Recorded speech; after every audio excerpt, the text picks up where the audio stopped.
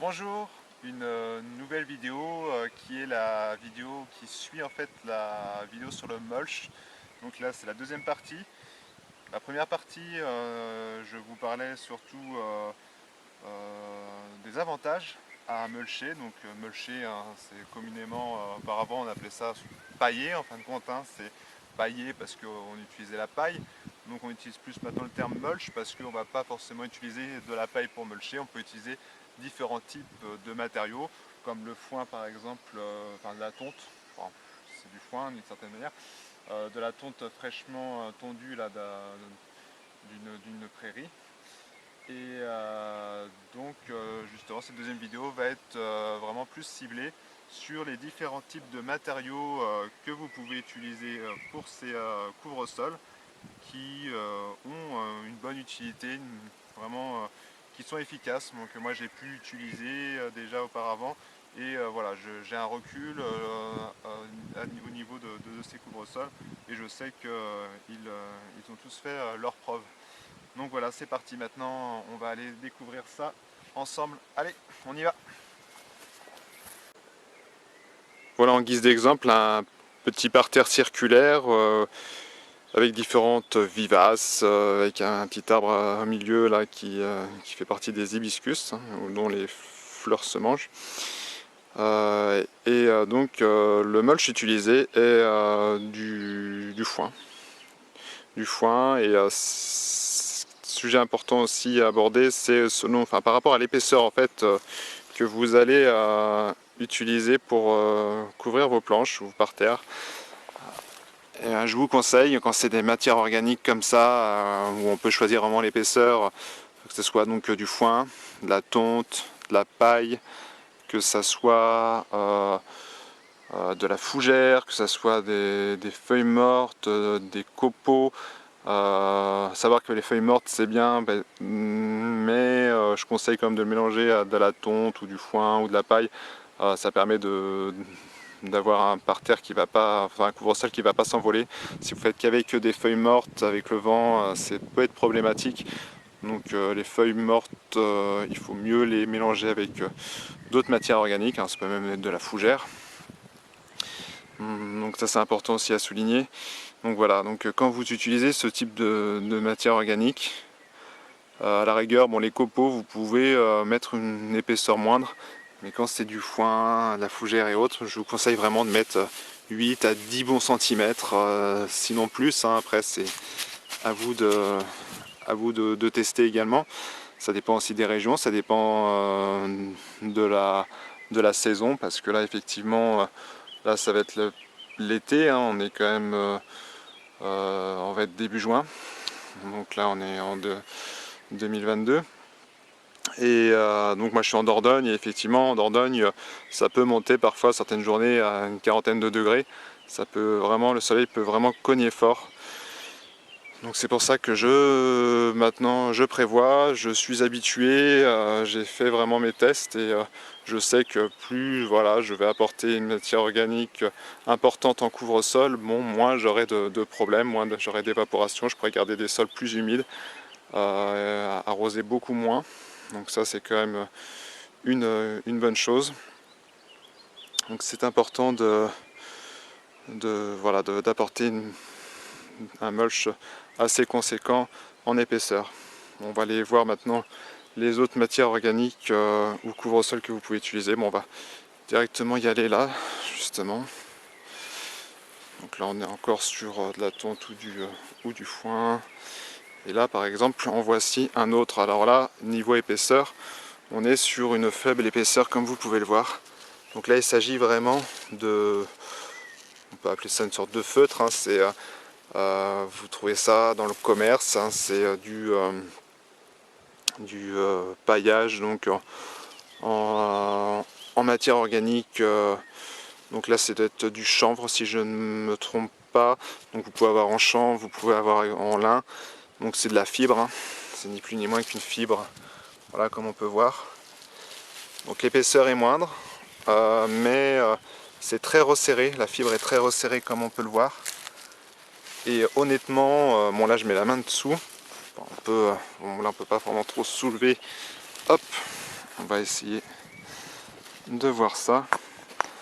Bon là c'était en fait pour étouffer moi de la consoude qui devenait vraiment trop envahissante, dans le sens où je voulais avoir aussi du fruitier, et là du coup elle était vraiment trop concurrentielle, même niveau aérien, niveau feuillage, elle prenait trop de lumière si je voulais planter autre chose dans les planches.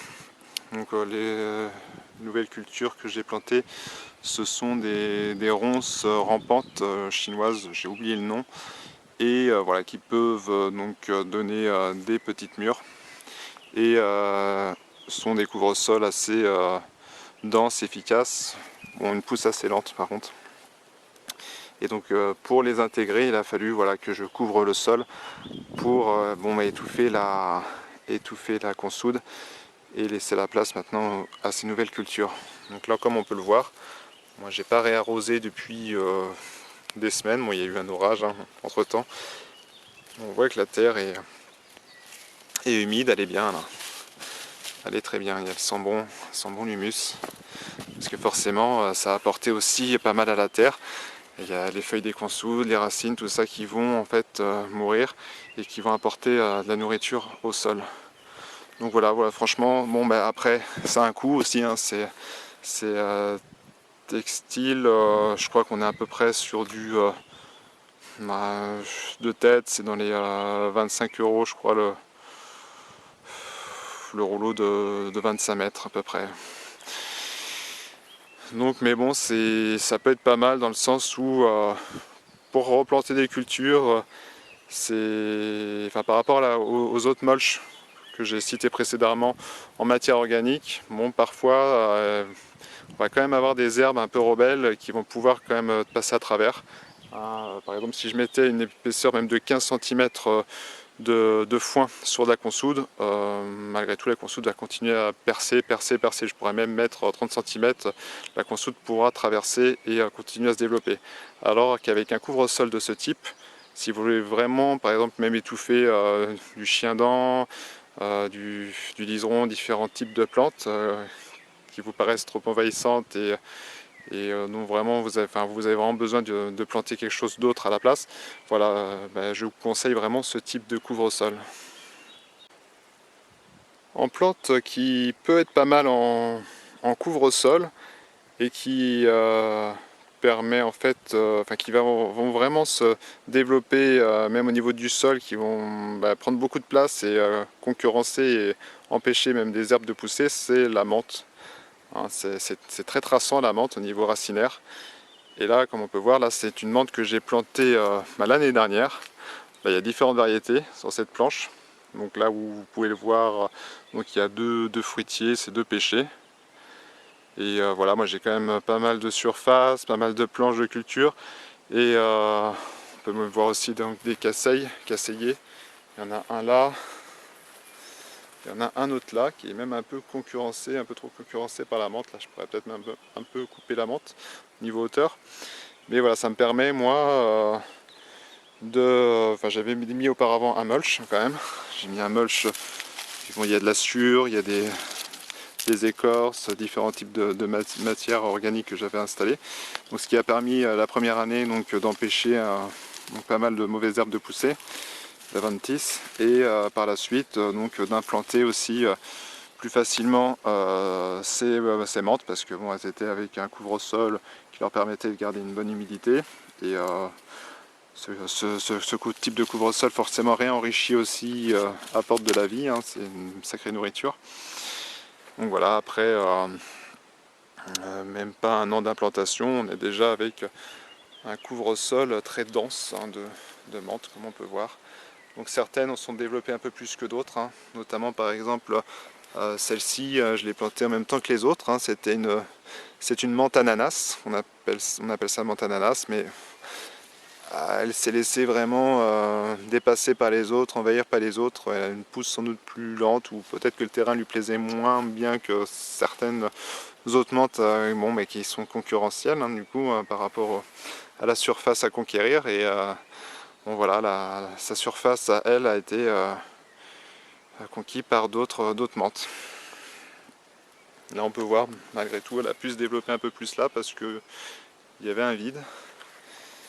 Donc la menthe c'est pas mal, hein. Franchement ça vous permet après aussi de les utiliser en tisane. Ça apporte pas mal parce qu'une fois arrivé à la période de la floraison, bon, ça apporte pas mal aussi aux insectes butineurs. Donc la menthe je la conseille en couvre-sol, c'est sympathique. Bon, après voilà, comme on peut voir, parterre de fraisier que j'avais mulché au printemps pour éviter justement que ça soit envahi par les mauvaises herbes. Parce que bon, j'ai un peu désherbé quand même. Et pour permettre justement aussi de garder une bonne humidité au niveau du sol. Donc il y a quand même pas mal de fraises. J'ai déjà pu manger plusieurs kilos, enfin récolter plusieurs kilos de fraises.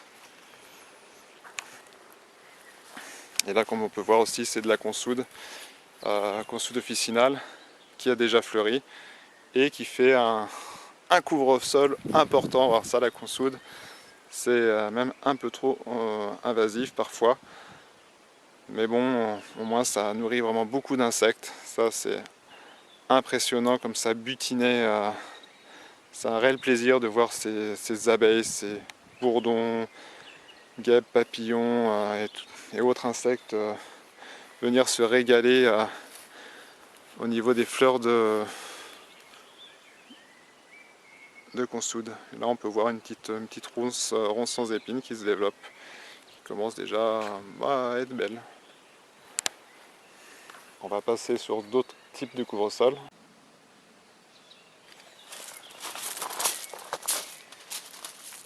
Donc c'est la fin de cette deuxième partie.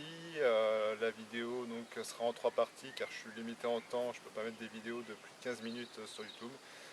Donc je vous invite à regarder la troisième partie concernant le mulch.